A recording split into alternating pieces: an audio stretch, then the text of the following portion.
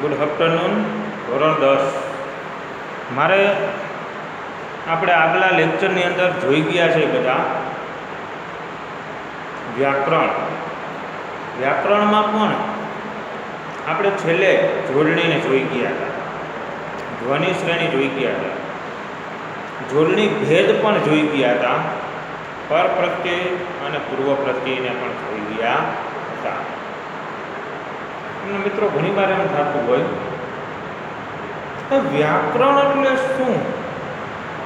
આવી નાના નાના શબ્દ પાછળ સાહેબ શું દોડતા હશે કે આવા નાના નાના શબ્દને ભેગા કરીને એમાંથી શું મળતું હશે? મિત્રો, વ્યાકરણ શબ્દ છે એ આમ જોઈ તો આપણા માટે ખૂબ અગત્યનો એક ભાગ છે. વ્યાકરણના મોટા ભાગના માર્ક લેવા ખૂબ જ સરળ છે. વ્યાકરણથી આપણે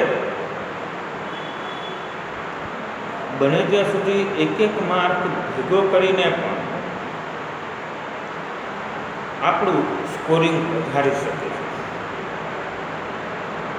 વ્યાકરણનો એક ટોપિક હોય છે, એ જ્યારે સમજીને કમ્પ્લીટ કરી ત્યારે આપણને 1 કે 2 માર્ક માંડ મળે છે. આવા વ્યાકરણના આપણે 10-12 ટોપિક છે. એ બધા ટોપિક કે જેના જરૂરી છે, એક વખત જો એને નિયમ સાથે સમજી જશે આપણે ક્યારેય એના માર્ક ગુમાવશું નથી. આપણા માટે ખૂબ અગત્યના બની જશે વ્યાકરણના અમુક ટોપિક. જેમ કે આપણે અગાઉ જોઈ ગયા જોડણી, જે આપણને આજીવન કામ આવે છે. ધ્વનિ શ્રેણી એ પણ આપણને ખૂબ જ ઉપયોગી બને છે. ત્યાર પછી પર પ્રત્યય અને પૂર્વ પ્રત્યય. આ કોઈ મિત્રો 10મા કે 12મા પૂરતા શીખવાના નથી. તમે જ્યારે આગળ જાશો, ગ્રેજ્યુએશન કરીને સ્પર્ધાત્મક પરીક્ષાઓની તૈયારી કરશો તો એની અંદર આ બધું મોટી માત્રામાં પૂછાશે. જોડણી, પર પ્રત્યય, પૂર્વ પ્રત્યય, જોડણી ભેદ, જોડાક્ષરો, પછી ધ્વનિ શ્રેણી. હજી આગળ શીખશું. આજે આપણે સંધિ, સમાસ, અલંકાર, છંદ, કાવ્ય, કાવ્યકૃતિઓ, કાવ્યકૃતિના રચયિતા કવિઓ, લેખકો, લેખકોના નામ, લેખિકાના નામ, આ બધા ખૂબ જ અગત્યના આવે છે, જે આપણને આગળ જતા પણ ખૂબ મહત્વના સાબિત થાય છે અને આપણને કામ પણ આવે છે. આજે મારે તમને વ્યાકરણમાં જેમ અગાઉ જોડણી કરાવી, ધ્વનિ શ્રેણી કરાવી, પર પ્રત્યય કરાવ્યા, પૂર્વ પ્રત્યય કરાવ્યા, એમ મારે તમને આજે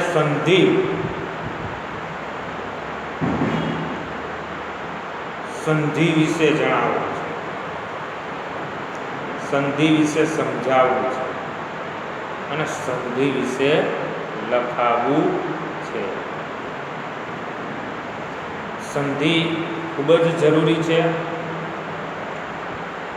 આપણને આવનારા સમયમાં 3 માર્કમાં પણ પૂછાઈ શકે. સંધિ જોડો, સંધિ છોડો, અથવા સ્વર સંધિ કે વિસર્ગ સંધિ પણ પૂછાઈ શકે છે. તો આજે આપણે એ સંધિમાં આગળ વધશું. સંધિ અને તેના પ્રકાર. સૌ પહેલા આપણે સમજશું સંધિ અને તેના પ્રકાર.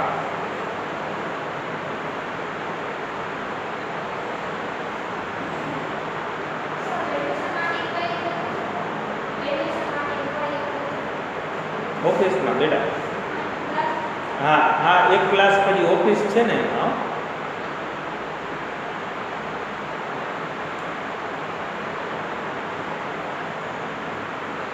સંધિ એટલે શું? પેલો જ શબ્દ આપણી સામે આવે છે, સંધિ એટલે શું? વિનિત જોડણી કોષ પ્રમાણે સંધિ એટલે જોડાવું કે જોડાણ. ગુજરાતીમાં વિનિત કોષ પ્રમાણે સંધિ એટલે જોડાવું, ભેગા થવું અથવા તો જોડાણ થાય છે. બીજું, સંધિ એટલે બે વર્ણો સાથે આવવાથી થતો ફેરફાર કે જોડાણ. સંધિ એટલે બે સ્વર કે બે વર્ણો જે સાથે આવવાથી શબ્દમાં થતો ફેરફાર કે જોડાણ, એને આપણે સંધિ કહી છીએ. ત્રીજું, ટૂંકમાં બે કે તેથી વધુ શબ્દો જ્યારે જોડાય ત્યારે પ્રથમ શબ્દનો અંતિમ અક્ષર અને બીજા શબ્દના પ્રથમ અક્ષર સાથે જોડાતા સ્વર વ્યંજનમાં જે પરિવર્તન થાય તેને સંધિ કહેવાય છે. બે શબ્દ હોય એમાં પ્રથમ શબ્દનો અંતિમ અક્ષર અને બીજા શબ્દનો પહેલો અક્ષર, આ બંને જોડાતા જે એક શબ્દ તૈયાર થાય તેને આપણે સંધિ કહી છીએ. હવે આપણે આ સંધિને સ્વર અને વ્યંજનમાં જે પરિવર્તન થાય તેને તો સંધિ કાઢી જ છે. હા, હવે આપણે સંધિના પ્રકાર જોવાના છે. શું જોવાનું છે? સંધિના પ્રકાર. સંધિના 3 પ્રકાર છે મિત્રો.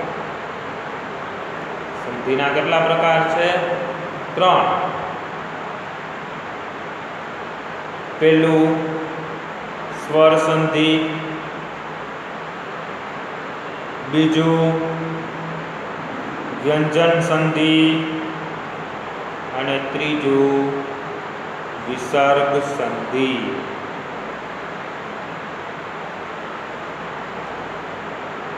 સંધિના 3 પ્રકારો છે: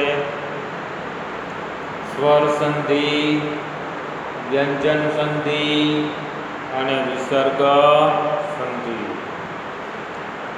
એક ખાસ નોંધ કરજો, ગુજરાતી ભાષામાં પ્રત્યયોમાં વિસર્ગ એટલે 2 ટપકા એ ન હોવાથી તેનો વિસર્ગ સંધિનો સમાવેશ વ્યંજન સંધિમાં કર્યો છે.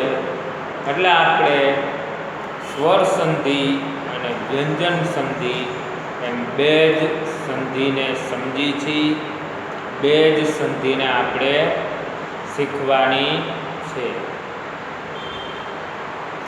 વિસર્ગ સંધિનો ઉલ્લેખ આપણે અહીંયા વ્યંજન સંધિમાં જ થઈ જાય છે. એટલે આપણે સંધિના પ્રકાર 3 છે: સ્વર સંધિ, વ્યંજન સંધિ અને વિસર્ગ સંધિ. પણ આપણે અહીંયા 2 જ સંધિ શીખવાની છે. એક છે સ્વર સંધિ અને બીજી છે વ્યંજન સંધિ.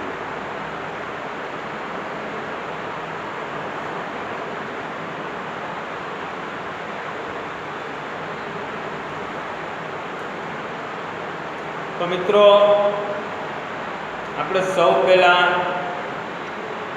સ્વર સંધિને જોશું. કેને? સ્વર સંધિને જોશું. સ્વર સંધિ એટલે શું? તો કે સંધિ થતી વખતે જોડાતા બંને વર્ણો, બે ધ્વનિઓ જો સ્વર હોય તો તેને સ્વર સંધિ કહેવાય. કોઈ પણ બે શબ્દમાં જે પ્રથમ શબ્દનો છેલ્લો શબ્દ અને બીજા શબ્દનો પહેલો શબ્દ એ બે સ્વર જ્યારે જોડાય એને આપણે સ્વર સંધિ કહીએ છીએ. એટલે કે બે સ્વરો જોડાતા જે સંધિ બને તેને સ્વર સંધિ કહેવાય. જેમ કે સત્યાગ્રહ બરાબર સત્ય વત્તા આગ્રહ, ય પ્લસ આ એટલે સ્વર સંધિ થાય છે. ખ્યાલ આવ્યો બધાને? તો અહીં સત્યાગ્રહ શબ્દમાં સત્ય તમે બોલો તો અસ્વર નીકળે છે, અને આગ્રહમાં પેલા શબ્દમાં જ આ સ્વર છે. એટલે અ પ્લસ આ બરોબર આ એવો સ્વર સંધિનો નિયમ થાય. જેમ કે સ્વર સંધિના નિયમ બે પ્રકારના છે. અ પ્લસ આ કરીને સ્વર સંધિનો નિયમ બને. એમાં સ્વર સંધિના નિયમ બે પ્રકારના છે. એક સજાતીય સ્વર સંધિ અને બીજી વિજાતીય સ્વર સંધિ. એક સજાતીય સ્વર સંધિ, બીજી વિજાતીય સ્વર સંધિ. હવે આપણે શીખવી છે સૌ પહેલા સ્વર સંધિ, પણ આપણે સજાતીય સ્વર સંધિ એટલે શું? બે પ્રકાર તો પડ્યા, સજાતીય સ્વર સંધિ અને વિજાતીય સ્વર સંધિ. પણ સજાતીય સ્વર સંધિ એટલે શું? આ એક આપણી સામે પેચીદો પ્રશ્ન છે. એ પ્રશ્નનું સોલ્યુશન લઈ આવવા માટે આપણે સજાતીય સ્વર સંધિને સમજીશું. સજાતીય સ્વર સંધિમાં જે સ્વરો એક જ સ્થાનેથી ઉચ્ચારાય તેવા સ્વરોની સંધિને સજાતીય સ્વર સંધિ કહેવાય. જે સ્વરોને એક જ સ્થાનેથી ઉચ્ચારાય તેવા સ્વરોની સંધિને સજાતીય સ્વર સંધિ કહેવાય. જેમ કે અ અને આ, ઈ અને ઈ, તેમજ ઉ અને ઉ, અ અને આ, હસ્વઈ અને દીર્ઘઈ, હસ્વઉ અને દીર્ઘઉ. આ બધા સ્વરો એક જ સ્થાનેથી ઉચ્ચારાય છે, કહેવાય ઉજ, પણ એ હસ્વઉ કે દીર્ઘઉ એ પાછું આપણે ઓળખવું પડે છે. તો અને એમની વચ્ચે હસ્વ અને દીર્ઘ સિવાય બીજો કોઈ ભેદ નથી. ઉ હોય કે ઈ હોય. માટે અ અને આ, હસ્વઈ અને દીર્ઘઈ તથા હસ્વઉ અને દીર્ઘઉ જેવા સ્વરો દ્વારા થતી સંધિને સજાતીય સ્વર સંધિ કહે છે. કઈ સ્વર સંધિ કહે છે? સજાતીય સ્વર સંધિ. જેમાં સ્વરને એક જ સ્થાનેથી ઉચ્ચારાય છે એવી સંધિને સજાતીય સ્વર સંધિ કહી છીએ. હજી આપણે વિજાતીય સ્વર સંધિને શીખવાની છે, પણ સૌ પહેલાં આપણે સજાતીય સ્વર સંધિ જ સમજશું. જે અ અને આ, હસ્વઈ અને દીર્ઘઈ, હસ્વ અને દીર્ઘનું છે. તો સૌ પહેલાં આપણે સ્વર સંધિ સમજી. એ પહેલાં તમે સંધિના પ્રકાર, સ્વર સંધિ એટલે શું અને સજાતીય સ્વર સંધિ એટલે શું, આ એક વખત જોઈ લ્યો અને વાંચી લ્યો. ત્યાર પછી આપણે આગળ વધશું.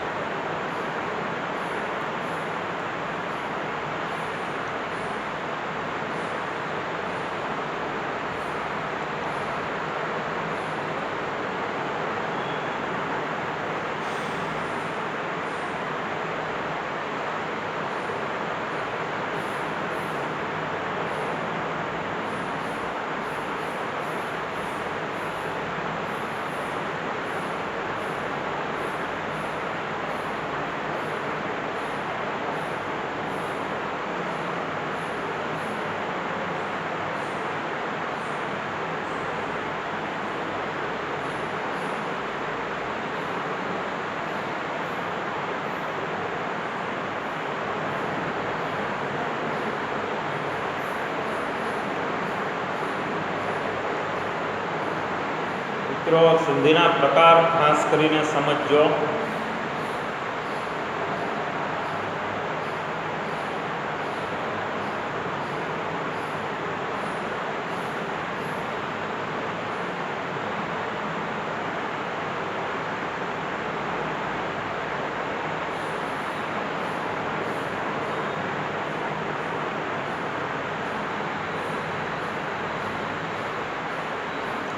કેમ કે સંધિના પ્રકાર સમજ્યા પછી જ તમારે સ્વર સંધિ શીખવાની છે. એટલે સ્વર સંધિ વિશે જ તમારે જાણવાનું છે. મેં હમણાં જે તમને લખાવ્યું તે.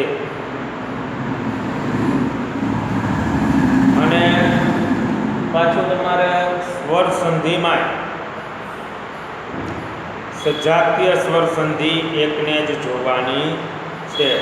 તમે પાછા વળી આગળ નીકળી જશો, 2 ગુણની સંધિ પૂછાય છે એટલે કે એવું વિચારવા લાગો કે હજી મેં વ્યંજન સંધિ શીખી જાય કે વિજાતીય સ્વર સંધિ શીખી જાય. પણ જો સજાતીય સ્વર સંધિનો ખ્યાલ આવે, પછી વિજાતીય સ્વર સંધિનો ખ્યાલ આવે, ત્યાર પછી તમે લોકો આગળ એટલે કે ફક્ત વ્યંજન સંધિને શીખી શકો છો. હવે મારે તમને મિત્રો શીખડાવી છે સજાતીય સ્વર સંધિ.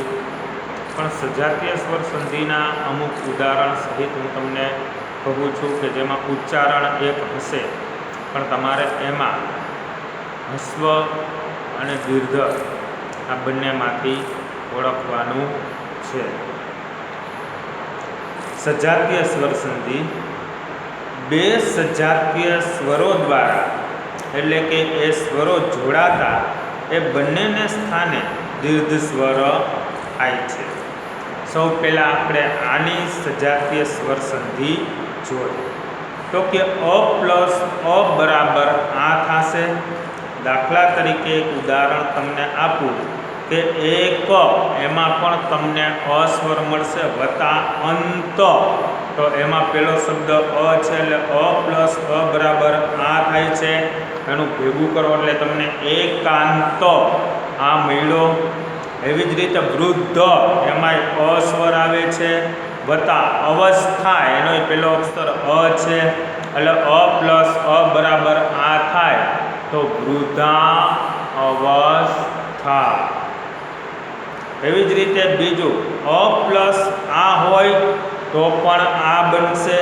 જેમ કે મિત્ર, એમાં અ પ્લસ આચાર એટલે કે આ એટલે અ વત્તા આ બરાબર મિત્રાચાર આ બન્યો.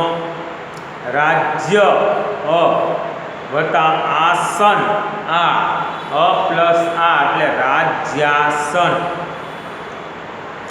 એવી જ રીતે માની લો કે અ પ્લસ આ નહીં પણ આ પ્લસ અ હોય તો પણ આ થાય. દાખલા તરીકે વિદ્યા તો આ વત્તા અર્થી તો આ પ્લસ એટલે આ બનશે તો વિદ્યાર્થી. બીજું વિદ્યા તો આ વત્તા અભ્યાસ તો તો આ પ્લસ વિદ્યાભ્યાસ બોલો એટલે આ આવે છે. અને આ પ્લસ આ હોય તો પણ થાય, આ થાય છે. જેમ કે દયા તો આ પ્લસ આનંદ તો આ પ્લસ આ દયાનંદ. ચિંતા તો આ પ્લસ આતુર તો આ પ્લસ આ બરાબર આ એટલે કે ચિંતાતુર. આવો શબ્દ તમને મળે છે. હવે ઈની સજાતીય સ્વર સંધિ આપણે જોઈ. ઈની સજાતીય સ્વર સંધિ જોઈ તો હસ્વઈ પ્લસ હસ્વઈ બરાબર દીર્ઘઈ. કવિ એટલે હસ્વઈ પ્લસ ઇન્દ્ર એમાં પણ હસ્વઈ, પણ બંને બનશે કેવા દીર્ઘઈ એટલે કવિન્દ્ર એમાં દીર્ઘઈ આવશે. રવિ એમાં વી હસ્વઈ છે એટલે ઈ સ્વર નીકળશે, પ્લસ ઇન્દ્ર એમાંય હસ્વઈ છે પણ બે હસ્વઈ ભેગી થાય તો દીર્ઘઈ બને એટલે રવિન્દ્ર એમાં કઈ આવશે દીર્ઘઈ આવશે. હવે હસ્વઈ પ્લસ દીર્ઘઈ બરાબર દીર્ઘઈ થશે. પરી એમાં હસ્વઈ આવે છે વત્તા ઈક્ષા એમાં દીર્ઘઈ આવે છે એટલે પરીક્ષા એમાં પણ દીર્ઘઈ આવશે.